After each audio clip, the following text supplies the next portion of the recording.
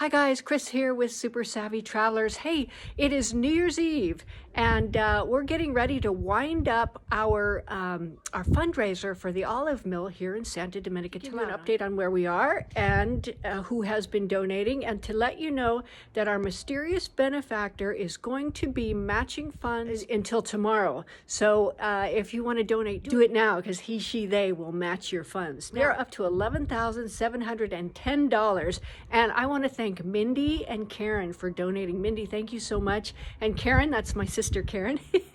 Thank you so much for donating. The name of everybody who donates will be featured on a plaque either inside or outside of this little olive mill museum when we get it all finished. So I'm so excited about this. I can't wait to present it to the village, and I can't wait to see the finished product. So thanks again, you guys. This has been the most fun I've had in a very long time, and we were so wildly successful. So thank you, and we'll see you soon.